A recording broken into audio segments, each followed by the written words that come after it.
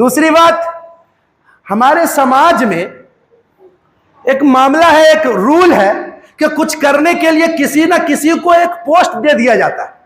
जैसे मस्जिद को आप एक सेक्रेटरी का नाम दे सकते हैं, एक खजांची का नाम दे सकते हैं, एक आप मेंबर का नाम दे सकते हैं कि ये मस्जिद के मेंबरान हैं, देते हैं ना। ये रूल है, समाज का रूल है, आज से नहीं बरसों से चला आ रहा है इसे। हजरात मोहतरम, ये पोस्ट देने का मतलब क्या है, आप हमको बता दीजिए। क्या पोस्ट देने का मतलब यह है कि उसकी बात मत मानो? क्या पोस्ट देने का मतलब यह है कि उसको बुरा भला कहो? या पोस्ट देने का मतलब यह है कि जो मन में आए सो करो, उसका कुछ मत सुनो? क्या यह मतलब है? तो बोलिए।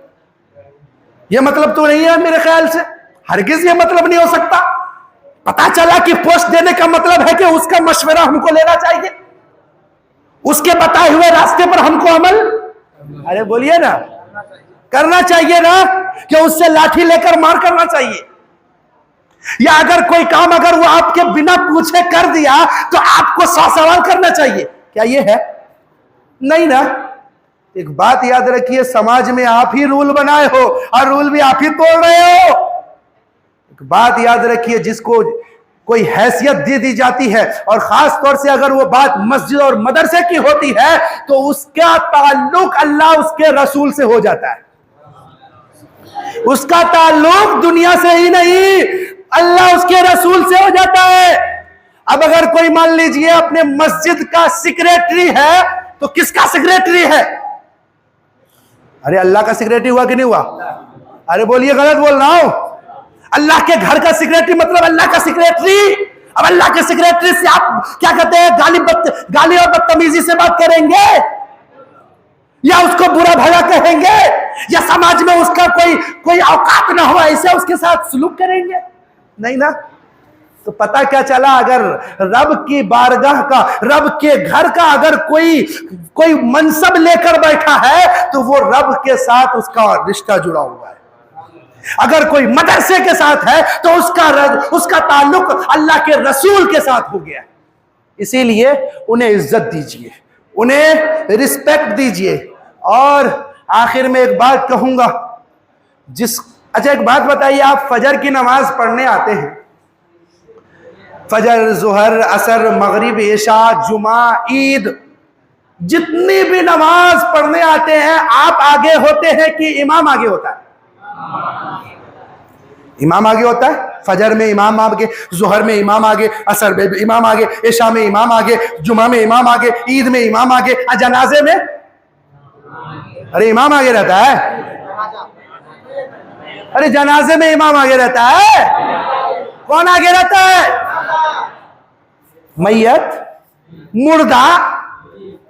अब आप मुझे बताओ कि जो कौम अपने इमाम को पीछे करे, जो कौम अपने इमाम को बुरा भला कहे, जो कौम अपने इमाम से आगे रहे, वो कौम मुर्दा है या जिंदा? अरे बोलिए ना, मुर्दा है कि जिंदा? मुर्दा। तो पता चला अगर इमाम के पीछे है तो जिंदा है, और अगर इमाम से आगे चले जाएंगे तो मुर्दा हो जाएंगे। तो क्या पता चला, इमाम के पीछे रहो, इमाम से आगे बढ़ने की कोशिश। लेकिन काहे, हम तो 5,000 8,000 रुपया इमाम को तनख्वाह देते हैं, हमारा गुलाम है इमाम। इमाम थोड़ी है, इमाम थोड़ी है। इमाम को तो हम अपने जेब में रखते हैं, जो चाहेंगे वो कहेंगे। हिम्मत कैसे हुई इमाम को, औकात कैसे है इमाम की? ये हमारा हाल है, ये हम इमाम के साथ करते हैं। याद रखो, अल्लाह फरमाते हैं हर कौम अपने इमाम के साथ उठाई जाएगी, हर कौम अपने इमाम के साथ उठाई जाएगी। और कयामत में अगर ये तुमको पहचानने से मना कर दिए ना, अगर ये पहचानने से अगर मना कर दिया ये मेरा मुक्तदी नहीं है, ना ना ना ना, ये नहीं है मेरा मुक्तदी, कसम खुदा की क्या हाल होगा वहां पर। हम कोई घुटने भर पसीने में है, कोई कमर तक पसीने में है, कोई कंधे तक पसीने में है, किसी का बदन जलकर कोयले की तरह काला हो गया है। नफसी नफसी का आलम है। बाप पहचानने से इनकार कर देगा, कौन है तू? मां पहचानने से इनकार कर देगी, जो मां तुम्हारे एक तकलीफ से रात भर सोती नहीं है। वो बाप जो चोरी को चोरी नहीं समझता, तुम्हारे लिए वो बाप तुमको नहीं पहचानेगा। वहां काम आएगा ना कोई तो वो आपका इमाम होगा। काम आएगा अगर कोई तो वो आपका इमाम होगा। तो दुनिया में अल्लाह के वास्ते अपने इमाम को खुश कर लो, अपने इमाम के साथ अच्छा सलूक करो, अपने इमाम को इज्जत दे दो, अपने इमाम के साथ रिस्पेक्ट करो। अगर आपके अंदर इतनी ताकत नहीं है कि आप इमाम की इज्जत कर सकते हो तो कम से कम इमाम की बेइज्जती तो मत करो, कम से कम इमाम की बुराई तो मत करो, कम से कम इमाम को बुरा भला तो मत कहो। अम्मा जैसे चेहरे पर नाक होती है वैसे ही कौम में इमाम होता है। अब अगर कोई इमाम के साथ बुरा भला कहा तो बताइए उसकी नाक है या नहीं है। अब बगैर नाक का इंसान कैसा लगता है आप सोच सकते हैं, सोच सकते हो, तसव्वुर कर सकते हो आपका कि बगैर नाक का इमाम, बगैर नाक का जो होगा वो कैसा होगा। तो इसलिए नाक वाले बनिए।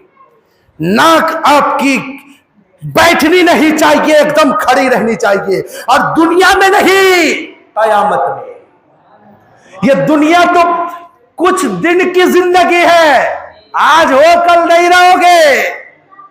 लेकिन कयामत में जो जिंदगी मिलेगी ना वो हमेशा की जिंदगी मिलेगी। जिसको दोजख मिल गया हमेशा के लिए दोजख, और जिसको जन्नत मिल गया हमेशा के लिए जन्नत। और अल्लाह ताला मौत को ज़बह कर देगा, न मौत रहेगी न किसी को आएगी।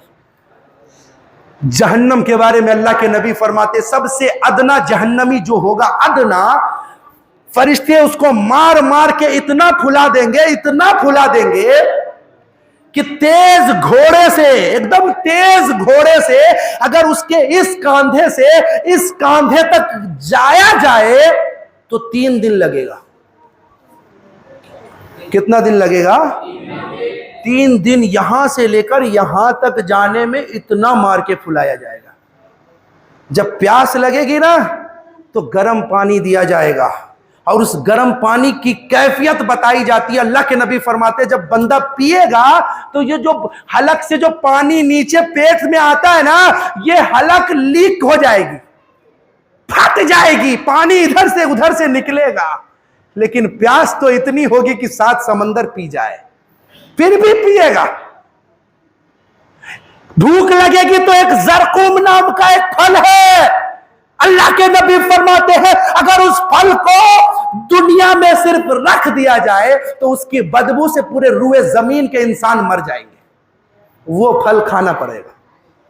ये जहन्नमी